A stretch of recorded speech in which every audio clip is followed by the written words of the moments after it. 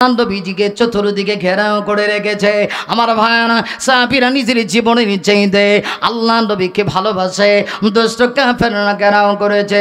সাহাবীরা ডাক দেয়া কয় না, না, যতক্ষণ পর্যন্ত আমাদের এই দেহের ভিতরে এক বিন্দু রক্ত থাকবে খোদার কসম করে বলি নবীর গায়ে তোমরা আঘাত করতে পারবো না। এই কথা বলার সাথে সাথে দুষ্ট কাফেররা ডাক দেয়া কয়, শোনো, তোমাদের যদি এত শক্তি হয় তাহলে প্রস্তুত হয়ে যাও, একে একে তোমাদের সবাইকে শহীদ করে দেব। নবী সাহাবী হযরত তালহা 10 জনের কাফেলা ছিল। হযরত তালহা দাঁড়ায় গেছে বীর পলোয়ানের মতো। হযরত তালহা ডাক দিয়া কয়, কাফেররা রে, মার, যত মারার মার, ওরে কাফেররা, মারতে মারতে দেহটা জাজরা করে ফেল, চাউলের চালনির মতো করে ফেল, এরপরেও নবীর গায়ে আঘাত করতে দেব না। যে মুহূর্তে কথা বলেছি হযরত তালহাকে টার্গেট করে দুষ্ট কাফেররা চতুর্দিকে বৃষ্টির মতো অনবরত তীর আর বল্লম ছুটতে শুরু করেছে। আমার ভাইয়েরা হযরত তালহার গায়ে 1-2টা না 80 থেকে 82টা তীর যখন ঢুকে গেল, হযরত তালহার চেহারাটা চাউলের চালনির মতো হয়ে গেছে। হযরত তালহা সাহাবীদেরকে ডাক দেয়া কয়, সাহাবীরা রে, আমার নাকের ভিতরে মনে হয় জান্নাতের সুঘ্রাণ আসতেছে। ও সাহাবীরা শোনো, মনে হয় আমি কিছুক্ষণের ভিতরে শহীদ হয়ে যাব। সত্যি তিনি শহীদ হয়ে গেলেন। আরো 7 জন সাহাবীকে শহীদ করে দিল। 2 জন সাহাবী আবার নবীর সামনে, একজনের নাম কাতাদা রাদিয়াল্লাহু আনহু, আরেকজন সাহাবীর নাম হলো আবু দুজানা। আবু দুজানা আর কাতাদা 2 জনের ভিতরে প্রতিযোগিতা শুরু হয়ে গেছে। ডেকে ডেকে বলে, প্রাণের নবী গো, অনুমতি দেন, আমরা কে আগে শহীদ হব। রাসূল পর্যন্ত আশ্চর্য কাকে ঘোষণা দিবেন। হযরত কাতাদা শেষ পর্যন্ত তিনি মানেন না, তিনি আগে জান্নাতে চলে যাবেন। হযরত কাতাদা আবু দুজানাকে ডাক দেয়া কয়, আবু দুজানা রে, জান্নাতে যাইতে গিয়ে আমাকে আগে যাওয়ার সুযোগ করে দাও। হযরত কাতাদা এই কথা বলেছে, দুষ্টু কাফেররা চতুর্দিকে হযরত কাতাদাকে টার্গেট করে বিষাক্ত তীর বল্লম ছুটতে শুরু করেছে। বিষাক্ত 2টা তীর হযরত কাতাদার চোখের ভিতরে ঢুকে মুহূর্তের ভিতরে চোখের স্থান থেকে 2টা চোখ শহীদ হয়ে জমিনে পড়ে গেল। আবার নবীজি এই দৃশ্য দেখে চোখের পানি ঠেকা রাখতে পারেন না। নবী ডাক দিয়ে বলেন, কাতাদা দাও তোমার 2টা চোখ আমি নবীজির মোবারক হাতে উঠায় দাও। হযরত কাতাদা বলেন, আমি যখন 2টা চোখ উঠায় দিলাম, এমনি তাকায় দেখি নবীজি তার জিহ্বা মোবারক থেকে থুতু মোবারক লেপন করে দিয়া কাতাদার চোখের স্থানে 2টা চোখ লাগা দিয়েছে। হযরত কাতাদা বলেন, খোদার কসম করে বলি, নবীর থুতু মোবারকের এত পাওয়ার গো, রাসূল যখন আমার চোখের ভিতরে 2টা চোখ পুনরায় লাগা দিয়েছে, আমি তাকায় দেখি আমার চোখের পাওয়ার আগের চাইতে কোটি কোটি গুণ বেড়ে গেছে। যতদিন পর্যন্ত আমি কোরআন দিয়া রাষ্ট্র চালাবো ততদিন তোমরা আমাকে সহযোগিতা করবা। আর যেদিন আমি কোরআনে আইন বাদ দিয়া রাষ্ট্র পরিচালনা করব, ওই দিন তোমরা আমাকে এই আসন থেকে নামাবা, আমার বিরুদ্ধে কথা বলবা। এমনিতেই একটা বীর পলোয়ান যুবক দাঁড়ায়া একটা তরবারি ছিল থলের ভিতরে, তরবারিটা কুসামুক্ত করে ডাক দেয়া কয়, খলিফাতুল মুসলিমিন, এই যে তরবারিটা দেখছেননি, আপনার কোনো ভয় নাই। যতদিন পর্যন্ত কোরআন দিয়ে রাষ্ট্র পরিচালনা করবেন আপনি আপনার সম্মানে থাকবেন। আর যেদিন আল্লাহর কোরআন বাদ দিয়া আপনি রাষ্ট্র পরিচালনা করবেন, আমি আমার তরবারিটা আজকে যেমনি বের করেছি ঠিক এমনি বের করে আপনার গর্দানে এমন সজোরে আঘাত করব, আঘাত করে তরবারির আঘাতে দেহ থেকে মাথাটা মুহূর্তের ভিতরে আলাদা করে দিব। হযরত তোমার খুশি হয়ে আওয়াজ দেয়া কয়, যুবক রে, আজকে তোর জন্যই আমি দায়িত্বে আসি। তোর মতো যুবক যতদিন পর্যন্ত থাকবে ততদিন পর্যন্ত কোরআন সুন্নাহর আইন এই মদিনাতে চলবে, ঠিক কিনা? ভাইরা আমার, আসলে মূল কথায় চলে যায়। আল্লাহ রাব্বুল আলামিনের জন্য সূরা আলে ইমরানের 21 নম্বর আয়াতে বলেন, কুলিল্লাহুম্মা মালিকাল মুলকি তুতিল মুলকা মান তাশা। ওরে যুবক, উঠিস না রে যুবক, আমি শেষ করে দিব, আমি মুনাজাতের আগে যুবক উঠিস না, এমন হতে পারেনি যুবক এই কথাগুলি জিন্দেগিতে আর কোনোদিন শুনতে পারবি না। আরে যুবক, একটু চিন্তা কর, আমার মতো কত বক্তা বয়ান করে ঢাকায় যেতে পারে না, অ্যাক্সিডেন্ট হয়ে রাস্তায় মারা যায়। যুবকরে এমন হতে পারে আজকের জীবনের তোমার এটা শেষ মাহফিল হতে পারে।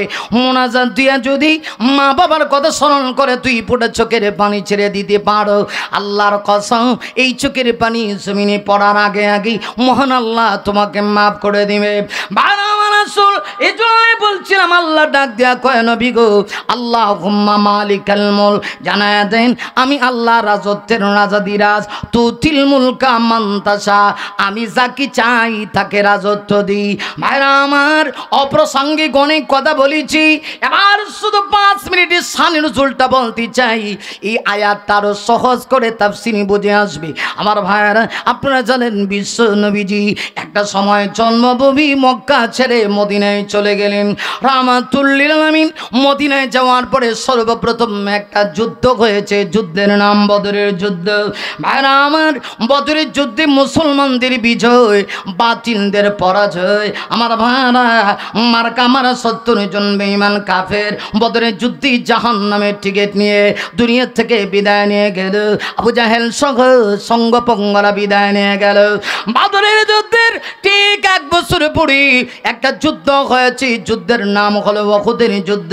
আমার ভাইরা, উহুদের যুদ্ধে প্রাথমিক পর্যায়ে মুসলমানদের বিজয় আর পরবর্তীতে মুসলমানদের পরাজয়। সামান্য আমিরের একটা নির্দেশ অমান্য করার কারণে আল্লাহ রাব্বুল আলামিন যুদ্ধের মোড় ঘুরিয়ে দিয়েছিল। রবি আমার, উহুদের যুদ্ধে রোমা পাহাড়ে চড়ে একজন সাহাবীদেরকে আমার নবীজি দায়িত্ব দিয়েছিলেন। হযরত তালহা সহ আমার নবীজি রাহমাতুল লিল আলামিন 50 জন তীরন্দাজ সাহাবীকে বলেছিলেন, সাহাবীরা রে সাবধান, স্থান ছেড়ে দিও না, যুদ্ধের ময়দানের মোড় ঘুরে যেতে পারে, জয় পরাজয় আশঙ্কা নাই। আমার ভাইরা, আমিরের নির্দেশ অপেক্ষা করে যখন তারা স্থান ছেড়ে দিল, পুনরায় শত্রু বাহিনী যুদ্ধে আক্রমণ করলো। তাদের ভিতরে গনিমতের মালের মহাব্বত ঢুকে গেল। যুদ্ধে বিধ্বস্ত যেই মাল কাফেররা যুদ্ধের ময়দানে রেখে গেল, এই মালের নাম হলো গনিমতের মাল। ভাইরা আমার, এই গনিমতের মালের মহাব্বত যখন ঢুকে গেছে, মুহূর্তের ভিতরে যুদ্ধের মোড় আল্লাহ ঘোড়া দিয়েছে। একটু আগে যারা বিজয়ের আনন্দে উল্লাসিত, একটু উপরে দেখা যায় খালেদ রাদিয়াল্লাহু তাআলা আনহু, তিনি তখনও মুসলমান হন নাই। সঙ্গী সাথী নিয়ে হযরত খালেদ পুনরায় তখন ময়দানে ঢুকেছে, তখন তিনি কাফের ছিলেন, অন্তরে নবীর মহব্বত ছিল না। আমার ভাইয়েরা, টার্গেট করেছিলেন নবীকে দুনিয়া থেকে বিদায় করে দিবেন। মুহূর্তের ভিতরে জিহাদের ময়দানে নবী যেই জায়গায় দাঁড়ায় আছে, আমার ভাইয়েরা লক্ষ্য করে দেখুন, রাহমাতুল লিল আলামিন নবী যেই জায়গায় দাঁড়ানো আছে, সাহাবীদের একটা জটলা একটা কাফেলা নিজের জীবন বাজি রেখে আল্লাহ নবীজিকে চতুর্দিকে ঘেরাও করে রেখেছে।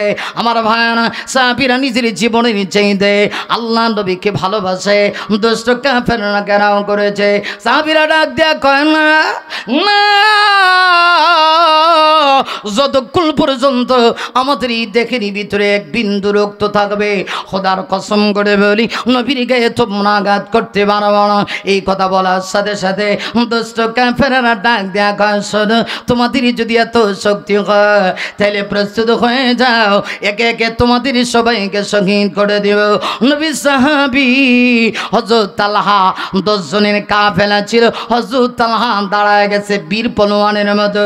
হযরত তালহা ডাক দিয়া কয়, কাফেররা রে মার, যত মারার মার, ওরে কাফেররা মারতে মারতে দেহটা জাজরা করে ফেল, চাউলের চালনির মতো করে ফেল, এরপরে নবীর গায়ে আঘাত করতে দেব না।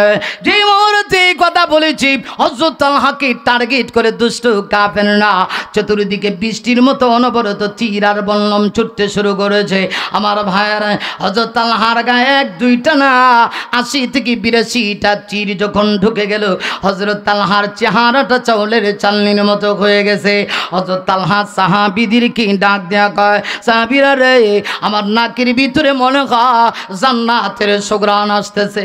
ও সাহাবীরা শোনো, মনে হয় আমি কিছুক্ষণের ভিতরে শহীদ হয়ে যাব। সত্যি তিনি শহীদ হয়ে গেলেন। আরো 7 জন সাহাবীকে শহীদ করে দিল। 2 জন সাহাবী আবার নবীর সামনে, একজনের নাম কাতাদা রাদিয়াল্লাহু আনহু, আরেকজন সাহাবীর নাম হলো আবু দুজানা। আবু দুজানা আর কাতাদা 2 জনের ভিতরে প্রতিযোগিতা শুরু শুরু হয়ে গেছে। ডেকে ডেকে বলে, প্রাণের নবী গো, অনুমতি দেন, আমরা কে আগে শহীদ হব? রসুল পর্যন্ত আশ্চর্য কাকে ঘোষণা দিবেন। হযরত কাতাদা শেষ পর্যন্ত তিনি মানেন না, তিনি আগে জান্নাতে চলে যাবেন। হযরত কাতাদা আবু দুজানাকে ডাক দেয়া, আবু দুজানা রে, জান্নাতে যাইতে গিয়ে আমাকে আগে যাওয়ার সুযোগ করে দাও। হযরত কাতাদা এই কথা বলেছে, দুষ্টু কাফেররা চতুর্দিকে হযরত কাতাদাকে টার্গেট করে বিষাক্ত তীর বল্লম ছুটতে শুরু করেছে। বিষাক্ত দুইটা তীর হযরত কাতাদার চোখের ভিতরে ঢুকে মুহূর্তের ভিতরে চোখের স্থান থেকে দুইটা চোখ শহীদ হয়ে জমিনে পড়ে গেল। আবার নবীজি এই দৃশ্য দেখে চোখের পানি টিকা রাখতে পারেন না। নবী ডাক দিয়ে বলেন, কাতাদা দাও তোমার দুইটা চোখ আমি নবীজির মোবারক হাতে উঠায় দাও। হযরত কাতাদা বলেন, আমি যখন দুইটা চোখ উঠায় দিলাম, এমনি তাকায় দেখি নবীজি তার জিহ্বা মোবারক থেকে থুতু মোবারক লেপন করে দিয়া কাতাদার চোখের স্থানে দুইটা চোখ লাগা দিয়েছে। হযরত কাতাদা বলেন, খোদার কসম করে বলি, নবীর থুতু মোবারকের এত পাওয়ার গো, রাসূল যখন আমার চোখের ভিতরে দুইটা চোখ পুনরায় লাগা দিয়েছে, আমি তাকায় দেখি আমার চোখের পাওয়ার আগের চাইতে কোটি কোটি গুণ বেড়ে গেছে। হযরত কাতাদা শেষ পর্যন্ত তিনিও শহীদ হয়ে গেলেন। নবীর সামনে একা একজন সাহাবী হযরত আবু দুজানা গলা কাটা মুরগির মতো ছটফট করে। আবু দুজানা একবার নবীর সামনে যায়, কাফেরদেরকে ডাক দেয়া কয়, কাফেররা রে, সামনের দিক থেকে মারলে আমাকে মার, কিন্তু দুষ্ট কাফেররা পিছন দিক থেকে মারানোর সম্ভাবনা। হযরত আবু দুজানা পিছনে গিয়ে ডাল হয়ে দাঁড়ায়, আবার চিন্তা করে ডান দিক থেকে আক্রমণ করতে পারে। আবু দুজানার ডান দিকে গিয়ে দাঁড়ায়, আবার চিন্তা করে বাম দিক থেকে আক্রমণ করতে পারে। এইভাবে কখনো সামনে, কখনো পিছনে, কখনো ডানে, কখনো বামে আবু দুজানা দাঁড়ায় দাঁড়ায় ডাল হয়ে নবীর পক্ষে জীবন দেয়। শেষ পর্যন্ত তিনি শহীদ হয়ে গেল। উহুদের ময়দানে আমার নবী গর্তে পড়ে গেলেন। নবী যেই মুহূর্তে গর্তে পড়ে গিয়েছি, এমনিতেই কাফেররা ঘোষণা দেয়, কতিলা মুহাম্মদ সাল্লাল্লাহু আলাইহি ওয়াসাল্লাম, মুহাম্মদ সাল্লাল্লাহু আলাইহি ওয়াসাল্লাম শহীদ হয়ে গেছে। সাহাবীরা পাগলের মতো হয়ে গেছে। সংক্ষিপ্ত কথা আমি যে কথা বুঝাইতে চাই, হযরত আলী বলেন, হঠাৎ করে আমি তাকায় দেখি নবীজি যুদ্ধের ময়দানে একটা গর্তে পড়ে রয়েছে। কাছে এসে দেখি রাসূলের চেহারা মুবারক থেকে রক্ত পড়তেছে, পুরো চেহারাটা লাল হয়ে গেছে। আবার নবীজির হুঁশ ফিরে আসলো। হযরত আলী আকাশের দিকে হাত উঠায় কয়, আল্লাহ গো, এই জমিনওয়ালার অবস্থা কেমন হতে পারে, যারা তার নবীকে মায়েরা রক্তে রঞ্জিত করেছে। নবী যখন বুঝতে পেরেছে, আলীকে ইশারা দেখো, আলী রে, ওরে আলী, আমার উম্মতরে বদদুয়া দিস না, উম্মত বদদুয়া দিলে ধ্বংস হয়ে যাবে। আমার নবী আবার দাঁড়াইলেন, সাহাবীদের মুড ফিরে আসলো। আমি যে কথা বুঝাইতে চাই, উহুদের ময়দানে প্রাথমিক পর্যায়ে মুসলমানদের জয়, পরবর্তী পর্যায়ে পরাজয়। এই যে যুগ বিয়োগ বদর উহুদ মিলে দেখা যায় মুসলমানদের অবস্থা আগের চাইতে ভালো। সর্বশেষ দুষ্ট কাফেররা, গোটা মদিনার সব কাফেররা এক হইয়া আমার ভাইয়েরা নবী এবং নবীর সাহাবীদেরকে আক্রমণ করার জন্য রওনা দিয়েছে। এটা আমার মূল পয়েন্ট। এমনি অবস্থায় নবীজি সাহাবীদেরকে নিয়ে বসলেন। আবার নবী সাহাবীদেরকে নিয়ে বসলেন কি করে যা। এমনি দিয়ে সাহাবীদের ভিতরে একজন সাহাবী ছিলেন সালমান ফার্সি, পারস্য দেশে ছিল তার বাড়ি। হযরত সালমান ফার্সি ডাক দেয়া কয়, নবী গো, আপনি টেনশন করেন না, আমার বাড়ি হলো পারস্য দেশে। আমি দেখেছি পারস্য দেশে বহিরাগত কোন দেশ থেকে যখন আক্রমণ করার জন্য কেউ আসতো, আমরা একটা খাল খনন করতাম, পরিখা খনন করতাম, যাতে করে দুষ্ট বাহিনী সরাসরি আক্রমণ করতে না পারে। ইয়া রাসূলুল্লাহ, আমার মনে হয় একটা খাল খনন করা দরকার। রাসূল বললেন, সুন্দর পরামর্শ আমার ভাইয়ানা, 20 মাইল লম্বা একটা খাল খনন করা হবে।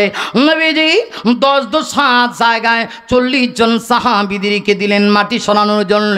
শেষ কথা হলো হযরত সালমান ফারসি বলেন আমি ওই এক জায়গায় পড়লাম, আমার সঙ্গে 40 জন। আমি যে জায়গায় পড়েছি ওই জায়গায় আমি যখন মাটি সরাইতে যাই এমনি দেখি বিশাল বড় একটা পাথর, পাথরে যখন আঘাত করি কোদাল দিয়া পাথর সরবে দূরের কথা আমার গায়ে আঘাত লাগে। ইয়া রাসূলুল্লাহ পাথর সরাইতে পারি না। নবীজি ওই যুদ্ধে নবী পর্যন্ত এমন হয়ে পেরেশান, রসুলের 5 ওয়াক্ত রসুলের 7 ওয়াক্ত নামাজ ওই যুদ্ধে আল্লাহর রসুলের মিস হয়ে গিয়েছিল পেরেশানির কারণে। পুরা দেহটা মাটি দিয়ে নবীজির বড় গিয়েছিল। রসুলের কাছে যখন এই খবর গেল আল্লাহ নবী আসলেন, এসে দেখেন বিশাল বড় একটা পাথর। ভাইরা আমার, নবীজির গায়ে 2 জন বীর পলোয়ান যুবকের শক্তি না, 40 জন বীর পলোয়ান যুবকের শক্তি। নবীজি হাতে কোদাল নিয়ে সর্বপ্রথম পাথরের গায়ে যখন মারলেন, পাথরের গায়ে মারার সঙ্গে সঙ্গে পাথরের একটা খণ্ড আলাদা হয়ে গেল, আগুনের স্ফুলিঙ্গ গিয়ে অনেক দূরে পড়ে গেল। রসুল তখন বলেন আল্লাহু আকবার, আবার মারলেন। রসুল দেখেন আবার পাথরের একটা অংশ আলাদা হয়ে গেল আর আগুনের স্ফুলিঙ্গ গিয়ে অনেক দূরে পড়ে গেল। রসুল আবার বলেন আল্লাহু আকবার। সাহাবীরা জিজ্ঞেস করেন নবী গো এইভাবে আল্লাহু আকবার 2 বার বললেন কেন? রসুল বলেন প্রথমবার যখন আঘাত করেছি জিবরিল আমার সামনে এসে বলে ইয়া রাসূলুল্লাহ ওই যে পারস্য দেখা যায় আর বেশি দিন বাকি না, পারস্য চিরেই মুসলমানের পায়ের নিচে চলে আসবে। আল্লাহু আকবার জোরে বলেন। আবার যখন পাথরে মেনেছি এমনিতে জিবরিল সে ডাক দেয়া কয় নবী গো ওই যে রুম দেখা যায় এই রুম অচিরেই মুসলমানদের দখলে আসবে। সুবহানাল্লাহ। এই হলো মূল কথা।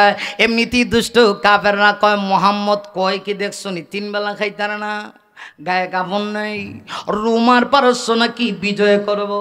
আল্লাহ সঙ্গে সঙ্গে জিবরিল পাঠায়া আয়াত নাজিল করে বলে নবী গো আল্লাহুম্মা মালিকাল মুলক তুতিল মুলকা মান তাশা ওয়া তানজিউল মুলকা মিম্মান তাশা ওয়া তুইজ্জু মান তাশা ওয়া তুযিল্লু মান তাশা বিয়াদিকাল খাইর ইন্নাকা আলা কুল্লি শাইইন কাদির।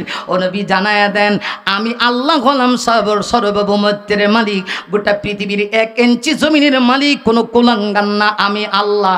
আমি যাকে চাইব লঙ্গি পরায়া তাকে আমি প্রেসিডেন্টের আসনে বসাবো, ঠিক কিনা?